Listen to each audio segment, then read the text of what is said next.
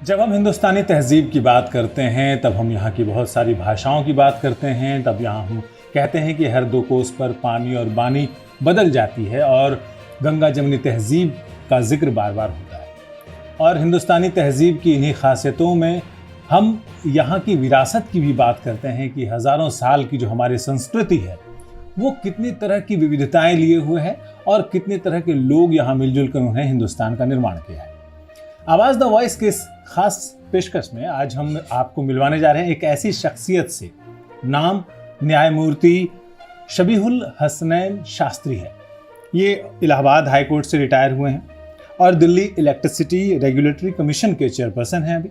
लेकिन ये इनकी शख्सियत का सिर्फ एक पहलू है। संस्कृत के जाने माने विद्वान हैं और संस्कृत को लेकर के जिस तरह से पक्षधरता और बड़े जिम्मेदारी से, बड़े उत्तरदायित्व के साथ और जोर देकर अपनी बात कहते हैं, हम उस नज़रिए से इस बातचीत को आगे बढ़ाने वाले हैं।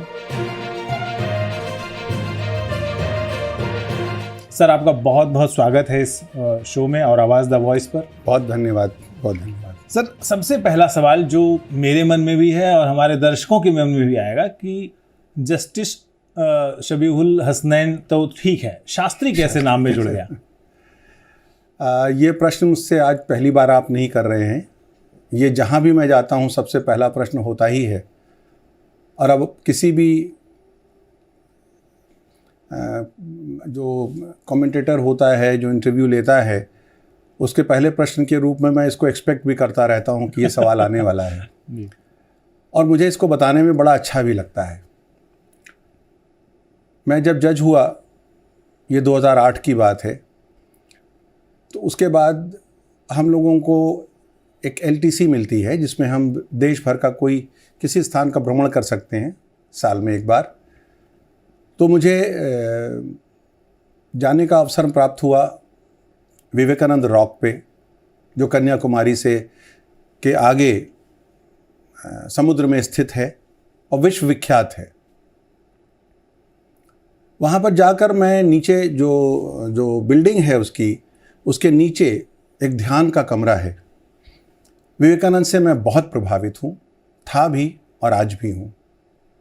मेरे विचार से भारत में श्रेष्ठ विचारकों में अगर पूछा जाए तो मैं उनको प्रथम स्थान पर रखता हूँ। मैं नीचे बैठा हुआ था और ध्यान में था। अचानक मुझे एक अनुभूति हुई और मैंने याद किया कि जब विश्व धर्म सम्मेलन में वो गए थे, शिकागो गए थे जी। तो वहाँ पर लगभग 7,000 लोग थे जो वर्ल्ड कॉन्फ्रेंस में आए हुए थे जी। और वो बहुत ही उत्सुकता से, जिज्ञासा से इनकी ओर देख रहे थे कि विवेकानंद ये गेरुआ वस्त्र पहने हुए, पगड़ी बांधे हुए, ये कौन व्यक्ति है जो यहाँ पर आ गया है और वो क्या कहेगा। और जैसे ही स्वामी जी खड़े हुए और उन्होंने कहा कि my sister's and brothers of India of America, तो हिस्ट्री बताती है कि 7,000 व्यक्ति एक साथ खड़े हो गए उनके सम्मान में। And this was a miracle. और उसके बाद से स्वामी जी ने कभी पीछे मुड़ के नहीं देखा और भारत की संस्कृति को और भारत के इतिहास को और भारत की विरासत को अमेरिका में जिस तरीके से उन्होंने रखा कि अमेरिकन्स उनको वापस नहीं आने दे रहे थे और बहुत से पत्र यहाँ से लिखे गए, वो पत्र सब संग्रह में हैं। और स्वामी जी ने लिखा कि मेरे देश से ज़्यादा इस देश को स्पिरिचुअल अंडरस्टैंडिंग की ज़रूरत है। मुझे लगता है कि मेरा धर्म इन लोगों के प्रति भी है। और वो काफ़ी बाद में भारत वापस लौट के आए।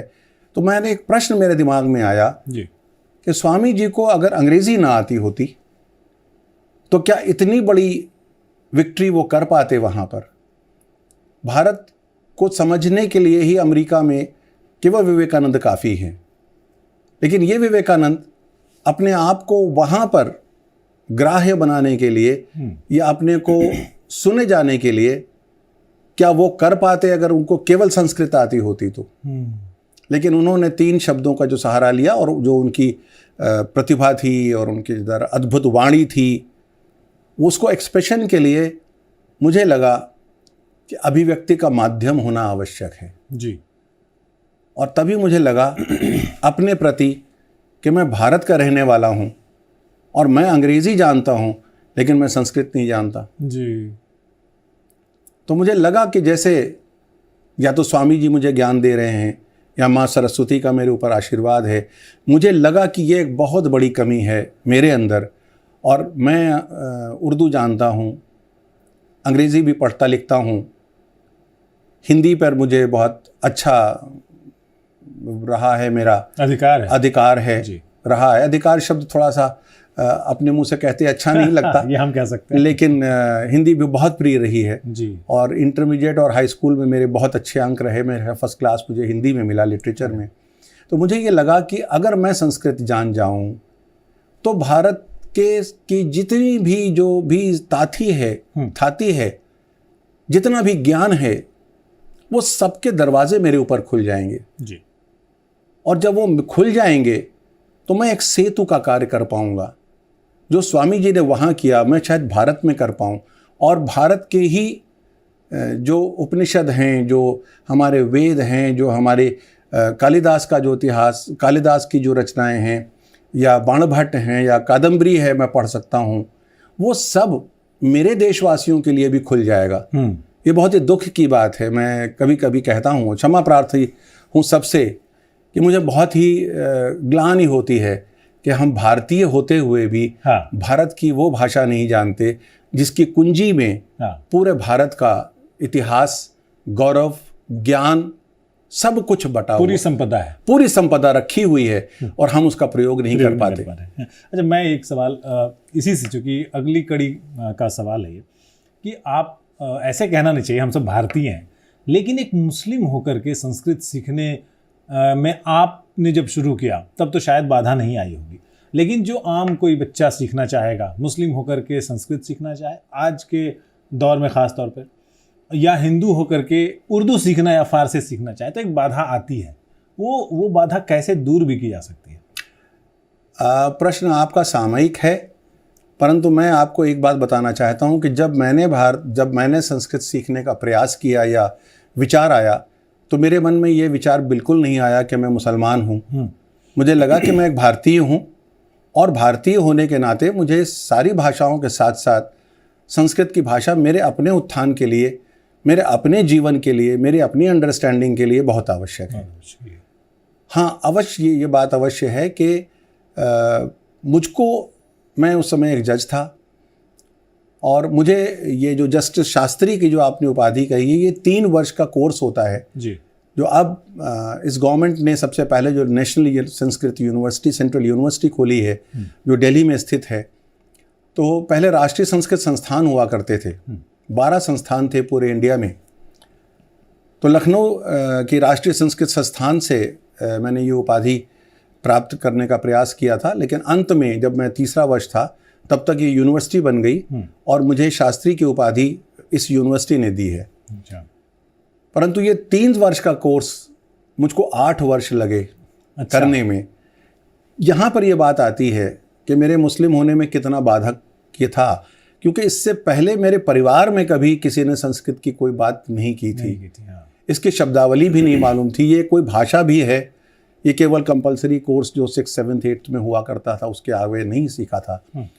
तो ये एक अचरज की बात थी मेरे परिवार के लिए, मेरे घर वालों के लिए, कि ये क्या कर रहे हैं आप, इस संस्कृत का क्या मतलब है, इसको सीख के क्या होगा। तो मैंने उनको बताया कि इसको सीखने के बाद मुझे रिटायरमेंट के बाद कोई नौकरी नहीं चाहिए। ये स्वांता सुखाय है, ये मेरे अंतरात्मा की आवाज़ है और मैं ये चाहता हूँ कि मैं संस्कृत सीखूँ तो मैं उन मुस्लिम्स को भी बता सकूँ कि तुमको क्या नहीं मालूम है, और मैं दूसरी तरफ उर्दू भी बता पाऊँ उन लोगों को जो उर्दू नहीं जानते हैं कि तुमको गालिब नहीं मालूम तो तुमने क्या खोया है। तो मैं ये चाहता था और आज भी चाहता हूँ और बड़े विनम्रता के साथ सबसे सारे भारतीयों से कहता हूँ, मैं हिंदू मुसलमान की बात नहीं कर रहा हूँ, मैं सारे भारतीयों से कहता हूँ और आपसे भी कह रहा हूँ कि अगर आपने भी संस्कृत नहीं पढ़ी है तो कृपया करके अपने लिए और अपने बच्चों को संस्कृत से अवगत कराइए। ये आपकी संपदा है जी। ये आपको मिलनी चाहिए, ये आपके धरोहर है, ये आपके घर में रखी हुई गड़ी हुई एक ऐसी पूंजी है जिसकी कुंजी नहीं मालूम आपको। गालिब और मीर का दीवान तो देवनागरी में मिल जाता है, नुक्ते के साथ, उर्दू के तलफ़ुज़ के साथ मिल जाता है। जी। संस्कृत का साहित्य उर्दू में कितना है, इस पे हम लोग थोड़ा बात करेंगे क्योंकि इस पे हमारी ऑफ कैमरा चर्चा हुई है। जी जी।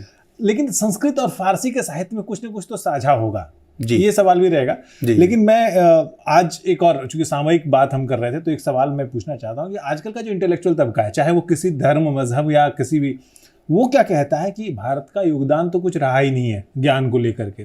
दूसरी तरफ एक तबका जो कहता नहीं भारत तो जगत गुरु है। दोनों ही हम विचारों को तो संस्कृत साहित्य आपने बिल्कुल खंगाल दिया है।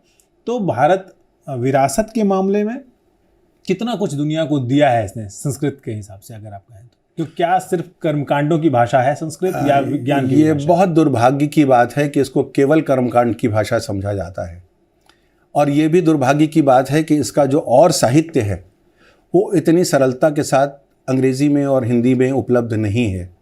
ये भी एक दुर्भाग्य की बात है कि कालिदास का पहला ट्रांसलेशन हिंदुस्तान के बाहर हुआ, और भी जो और ट्रांसलेशंस हुए वो पहले भारत के बाहर हुए और फिर भारत में उसका हम लोगों ने अनुसरण किया। तो ये बीच में जो अंग्रेज़ों का पीरियड रहा, उनको एक बात मालूम थी कि भारत में राज करने के लिए यहाँ की जो मूल भाषा है, जिसकी भाषा में यहाँ का ज्ञान है और जो यहाँ की परंपराओं को और यहाँ के जो एक जोड़ने वाली भाषा थी, उन्होंने कहा कि इस भाषा को समाप्त करो, इस भाषा से भारत को विरक्त कर दो। तो जब भाषा चली जाएगी तो संस्कृति भी चली जाएगी। बेटे का पिता के ऊपर क्या अधिकार है, पिता का पुत्र पे क्या अधिकार है, ये राम की कथा से पता चलता है।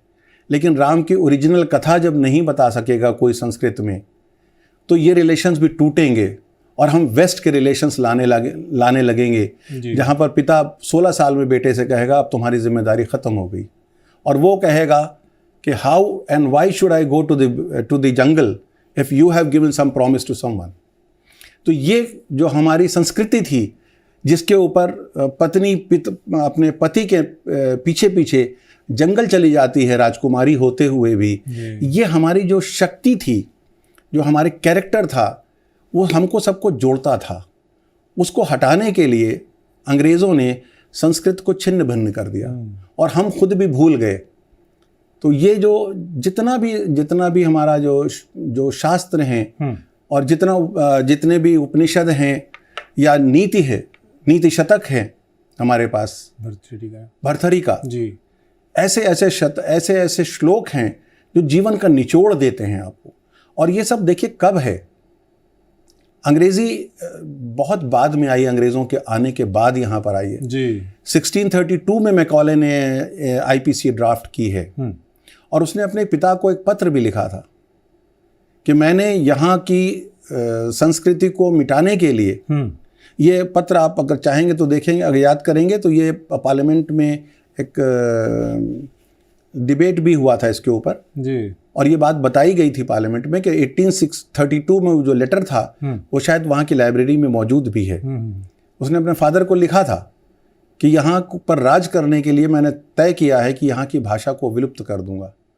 और मेरे 1862 में जब आईपीसी कंप्लीट हुई है, फिर उसने एक लेटर लिखा है, उसी के समय हो सकता है गलत हो, आगे पीछे एक लेटर लिखा है कि मेरा बोया हुआ पेड़ अब फल देने लगा है और भारतीय अपनी संस्कृति को भूलने लगे हैं। तो ये एक पूरी साजिश थी अंग्रेज़ों की जी, जिसको हम पकड़ नहीं पाए और भूलते चले गए। ये बहुत कम ट्रांसलेशन आपके सामने आ पाया है। मैं इसी से जुड़ा हुआ एक सवाल मेरे मन में अचानक आ गया कि जो हमारे संस्कृत साहित्य का या वेदों का जो ट्रांसलेशन हुआ है मैक्स मुलर ने किया, तो क्या ऐसा हो सकता है कि जैसा आप कह रहे हैं कि साजिशन हुआ है या जानबूझकर, तो क्या अनुवाद में भी उन्होंने कुछ किया होगा, कुछ बदमाशी की होगी? मैक्स मुलर के लिए तो हिस्ट्री में है, और मैक्स मुलर ने खुद ही बताया है कि ओरिजिनली उसको हायर किया गया था वेदों के मिस रिप्रेजेंटेशन के लिए, मिस ट्रांसलेशन ऐसा गलत किया जाए कि जिससे इंडिया को कन्फ्यूजन हो जाए। और बाद में जब उसने पढ़ा उसको, तो वो इतना मंत्रमुग्ध हो गया कि उसने उस पैसे को वापस कर दिया। अच्छा। और उसने कहा कि मैं सही ट्रांसलेशन करूंगा।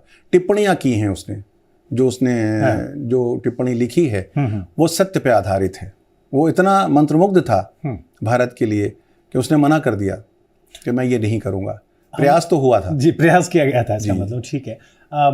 ये भारतीय यूरोपीय भाषाएं जो हम लोग कहते हैं, या इंडो यूरोपियन लैंग्वेजेस कहते हैं उसको अंग्रेजी में, एक भाषा जो हम फारसी कहते हैं और एक भाषा जो संस्कृत है।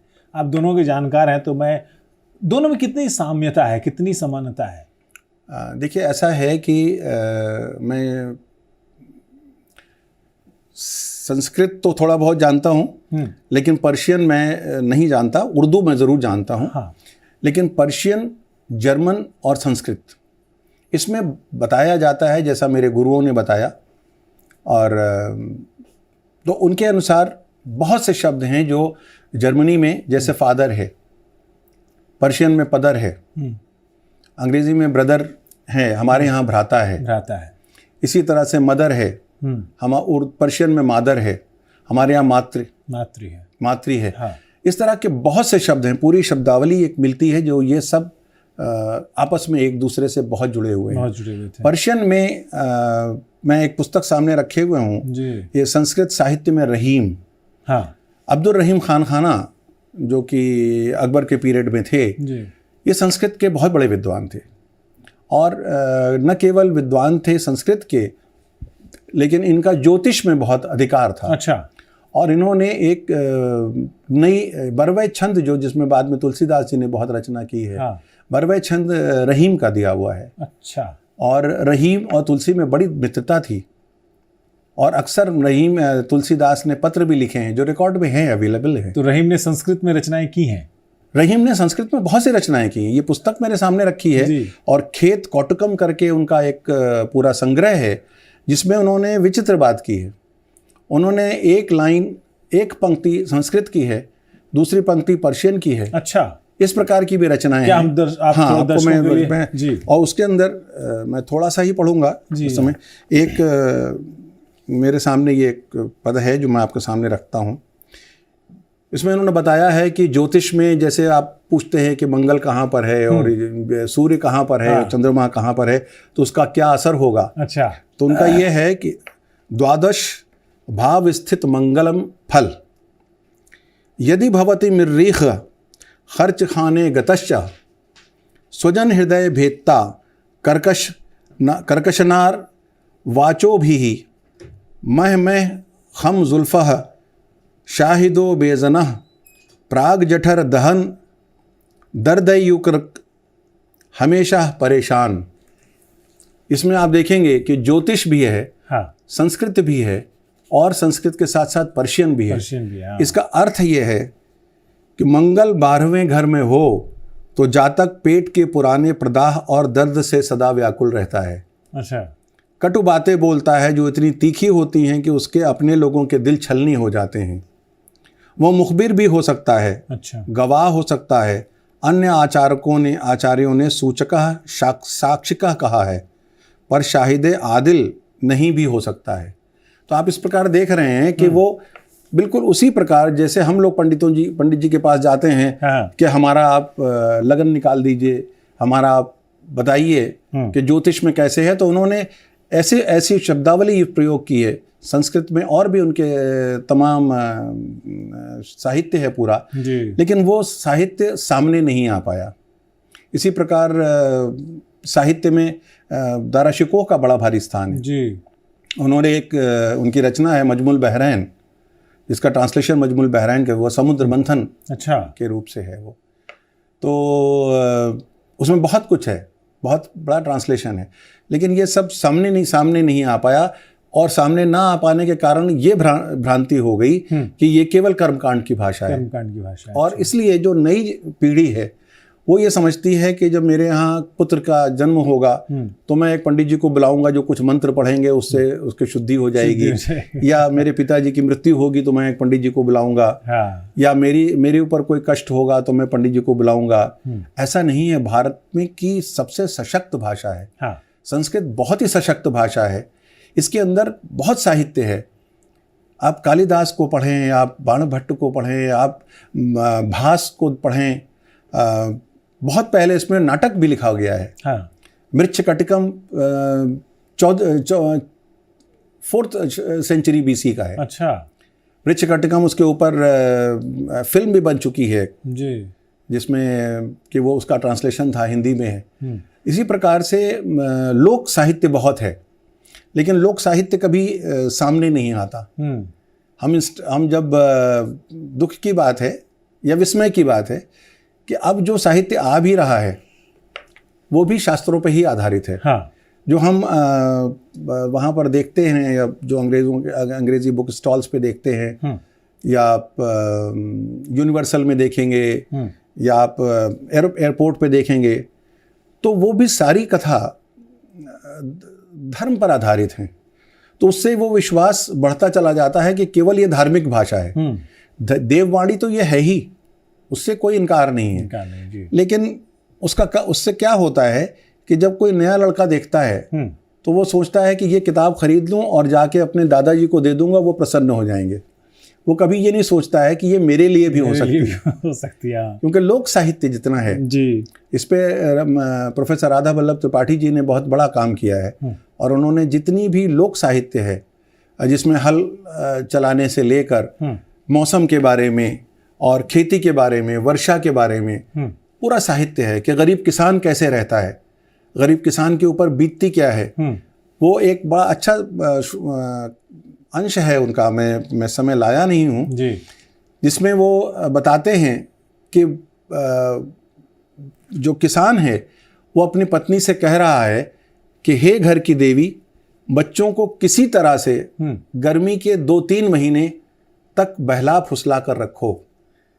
फिर वर्षा होगी और लौकी और कोहड़े की बेल आएगी। हाँ। और हमारी छत जो है वो इन फलों से भर जाएगी।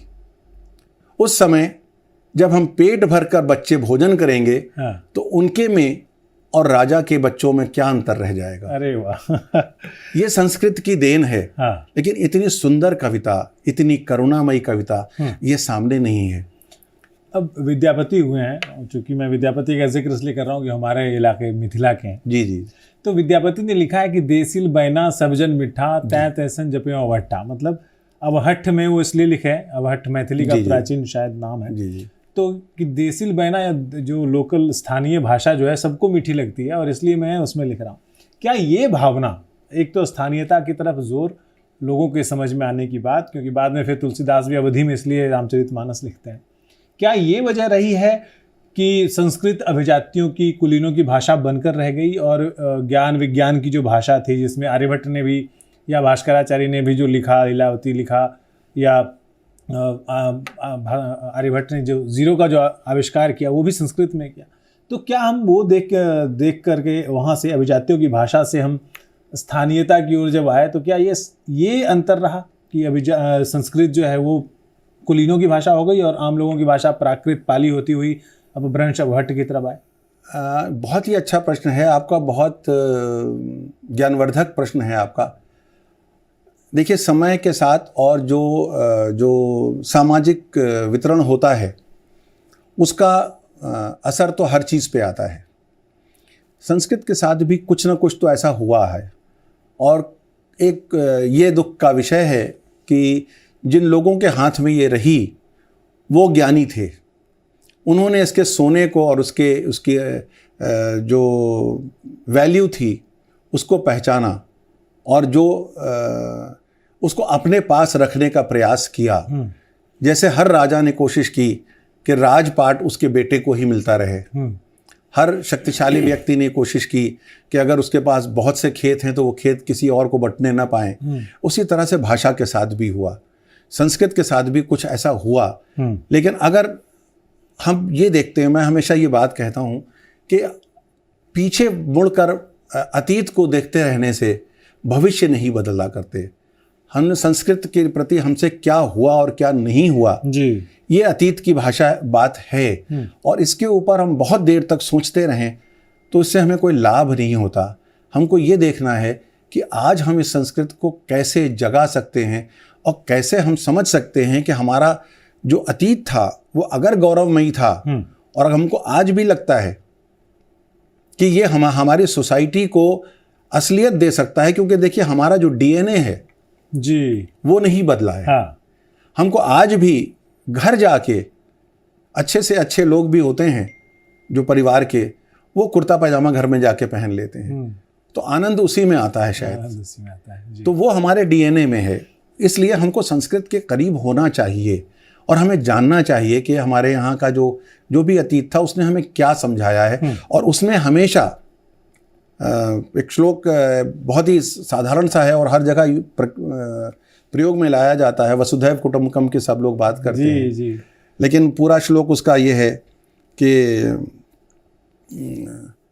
अयम निजः परो वेति गणना लघुचेत साम उदार चरिता नाम तु वसुधैव कुटुम्बकम। जी, जो छोटे मानसिकता वाले लोग हैं वो हमेशा यही जोड़ते रहते हैं, यही गणना करते रहते हैं कि ये मेरा है, ये तुम्हारा है। लेकिन जो बड़े लोग, जो बड़े उदात्त विचार के लोग हैं, यानी जो भारतीय हैं, जिनके विचार बड़े रहे हैं, उन्होंने हमेशा ये माना है कि ये पूरा संसार हमारा है।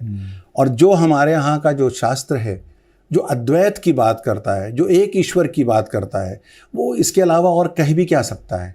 जब वो ये कह रहा है कि अहम ब्रह्मास्मि, मैं ही ब्रह्म हूँ और सब ब्रह्म के अंश हैं, तो सारा संसार तो हमारा होना ही है। जो दूसरे ज्योग्राफिकल कंडीशंस की वजह से कहीं और पैदा हो गया, वो किसी और ईश्वर की औलाद तो नहीं हो सकता। तो हम भारतीयता में इसके अंश पाते हैं। आवाज़ द वॉइस में ना हम लोग सामासिक संस्कृति की, गंगा जमुनी तहजीब की और जो समावेशी भारत की बात करते हैं कि सबको मिलजुल कर रहना चाहिए। तो आपने चूंकि ब्रह्म की बात की तो एक मन में मेरे सवाल आया है कि उपनिषदों में, चूंकि आपने पढ़ा है, तो उपनिषदों में जिस ब्रह्म की कल्पना की गई है या जिसका जिक्र किया गया है, उल्लेख है, और जो इस्लाम में अल्लाह को सर्वशक्तिमान बताया गया है, क्या दोनों में समानता है? कहीं पर किसी बिंदु पर मिलते हैं कि नहीं? विचार मोटे तौर पे अलग अलग भाषाओं में कही गई एक ही बात है। देखिए, ये एक ऐसा विषय है कि इस पे मैं कोई टिप्पणी नहीं करना चाहता हूँ क्योंकि जहाँ भी कोई बात धर्म की आ जाती है जी, तो वो फिर जो लोग धार्मिक ज्ञानी हैं या जो लोग उस पर अथॉरिटी रखते हैं वही बात करें तो अच्छा है। हाँ। लेकिन मैं ये केवल कहना चाहता हूँ कि मैं भाषा पे ही वापस आता हूँ जी, और मेरा एक बहुत ही विनम्र निवेदन है सबसे कि भाषा को भाषा रहने दें, भाषा को धर्म से ना जोड़ें। भाषा का जो ह्रास हुआ है वो इसलिए भी हुआ है कि हम ये मानने लगे कि उर्दू मुसलमानों की भाषा है, संस्कृत हिंदुओं की भाषा है। भाषा केवल अभिव्यक्ति का माध्यम होती है। अब अगर हम ये मान लें कि उर्दू मुसलमानों की भाषा है और संस्कृत हिंदुओं की भाषा है, तो अंग्रेज़ी किसकी भाषा है? आज पूरे विश्व में या हमारे भारत में भी आधे से ज़्यादा काम अंग्रेज़ी में हो रहा है। मैं बहुत ही विनम्रता के साथ ये कहना चाहता हूँ कि इवन संस्कृत यूनिवर्सिटी के पत्र भी इंग्लिश में जाते हैं और यूजीसी में भी कार्य जो है वो इंग्लिश में होता है। यूनिवर्सिटीज़ में, विश्वविद्यालयों में भी कार्य अंग्रेज़ी में होता है। तो वो किसकी भाषा है? वहाँ तो वीसी हिंदू भी हो सकता है, कभी मुसलमान भी हो सकता है। तो अंग्रेज़ी सार्वभौमिक भाषा हो गई। एक बात मैं यहाँ पे हमेशा कहता हूँ कि अंग्रेज़ बहुत चतुर था।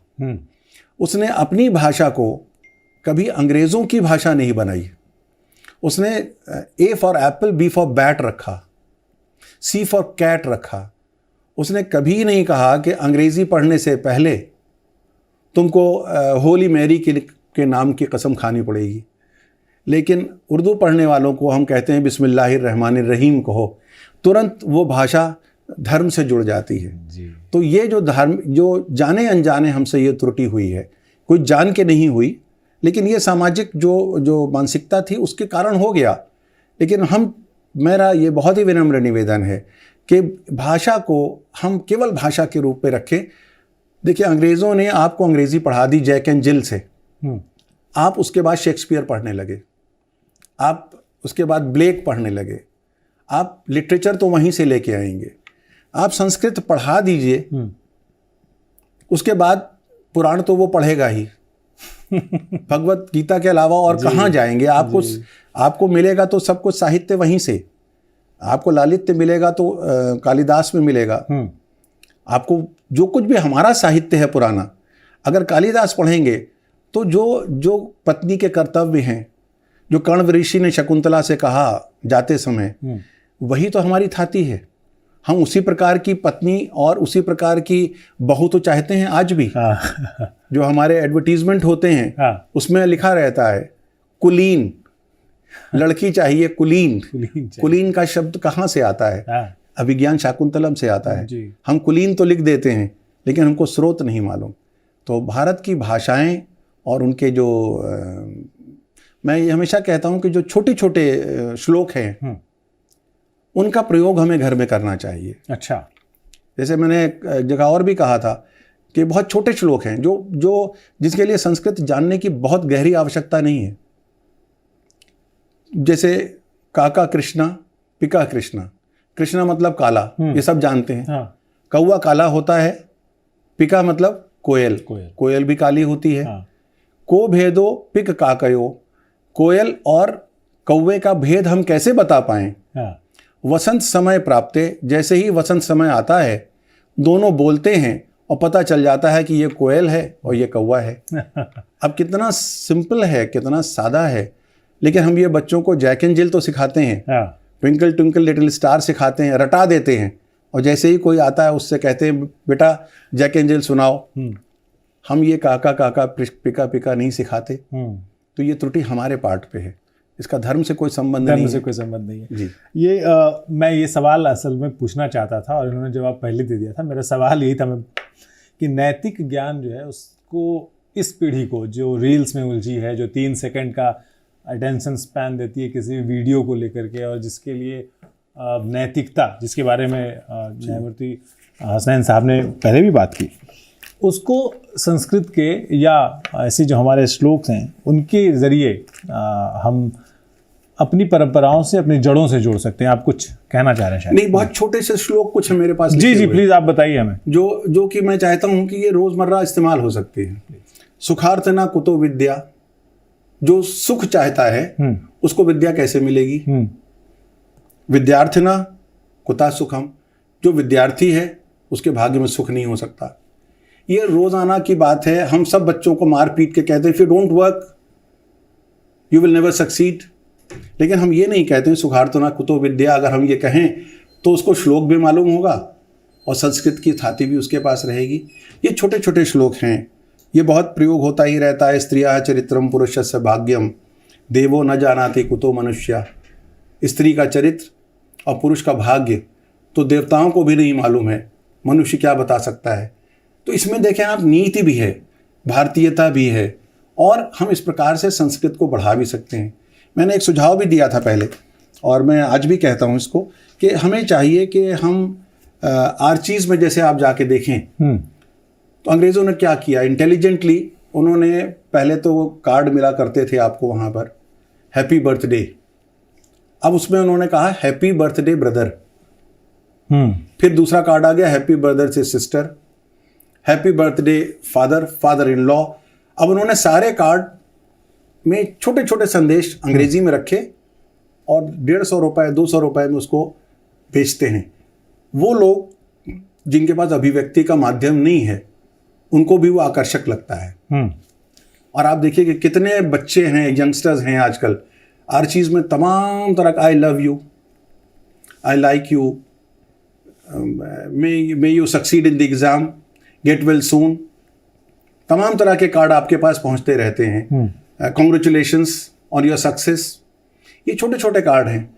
हम इस तरह के छोटे छोटे संदेश संस्कृत में बनाकर और अगर उसको सब्सिडाइज करके आर्चीज़ पे ही रखें, नीचे ट्रांसलेशन हो एक लाइन का, पिता पुत्र को कह रहा है कि बेटा तुम सफलतापूर्वक इम्तिहान दो, और उसको यही कार्ड उसको 20 रुपए में मिल सकता है जिसके लिए वो 250 रुपये खर्च कर रहा है, उसको हम थोड़ा सा पैकेजिंग कर दें तो हम संस्कृत को धीरे धीरे पढ़ा सकते हैं। When it will catch the fancy of the youngsters, तब संस्कृत बढ़ेगी। अगर हम केवल उसको मृत्यु की और शादी ब्याह में ही बुलाएंगे पंडित जी को, और वो जो मंत्र पढ़ेंगे उस पर न उनका ध्यान होगा, न पंडित जी उसका अर्थ बताएंगे, तो बच्चों को समझ में नहीं आएगा। इसलिए मैं पहला निवेदन यह है कि धर्म से उसको न जोड़ें, और छोटी छोटी बातों से स्टार्ट करें। अन्यथा क्या होता है कि आदमी जब संस्कृत पढ़ना भी चाहता है तो वो रूप रटने से बहुत डरता है और उसको वो याद आ जाता है कि बचपन में मुझे भी संस्कृत पढ़ने पे रूप रटने के लिए बहुत पिटाई हुई थी। और संस्कृत सीखना मैंने 54 ईयर्स में शुरू किया है। 54 साल में मुझे ये ज्ञान हुआ कि मुझे संस्कृत पढ़नी चाहिए, फिर भी रूप रटने में कष्ट हो रहा था, तो इस तरह के शब्दों से शुरुआत की। तो मेरा ये निवेदन है कि संस्कृत को हमको किसी भी प्रकार से वापस लाना है। एक और बात मैं बताना चाहता हूँ, हालांकि वो बड़ा वृहत विषय है और किसी और दिन अगर आप बताएंगे तो मैं उसके ऊपर पूरा रिसर्च करके बताऊँगा। हमारा जितना जो लीगल सिस्टम है, जैसे इंडियन पेनल कोड है, इंडियन कॉन्ट्रैक्ट एक्ट है, ईजमेंट एक्ट है, पार्टनरशिप एक्ट है, CRPC है, CPC है, ये सारे एक्ट 1857 के बाद आए हैं।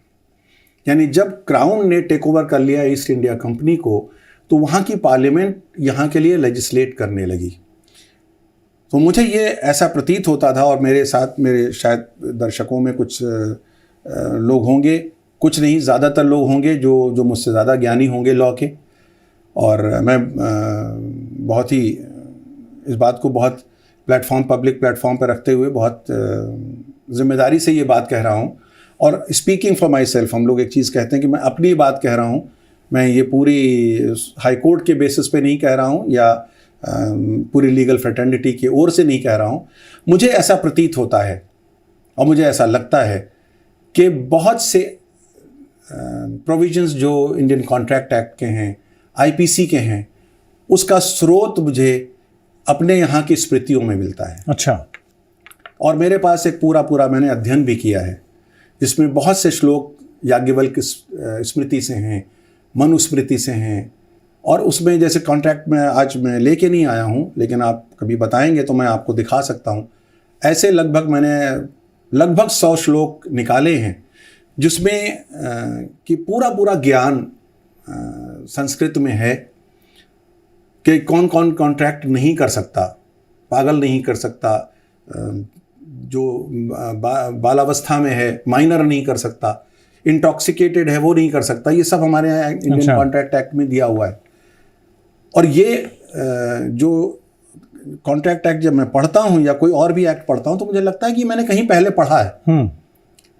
तो एक दिन मुझे विचार आया कि ये स्मृतियों में मैंने देखा है। मैंने इसके ऊपर अध्ययन किया, तो बहुत से ऐसे चीज़ें मिलती हैं।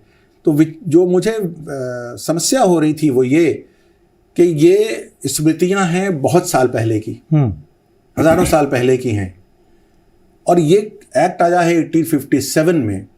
तो ये संभव कैसे है कि अंग्रेजी में वो विचार आ गए हों जो संस्कृत की स्मृतियों में हैं, क्योंकि वो भाषा संस्कृत की थी। तो मैंने जब अध्ययन किया तो मुझे एक चीज़ मिली है जो मैं आपको थोड़ा सा डिटेल में बताता हूँ 2 मिनट में।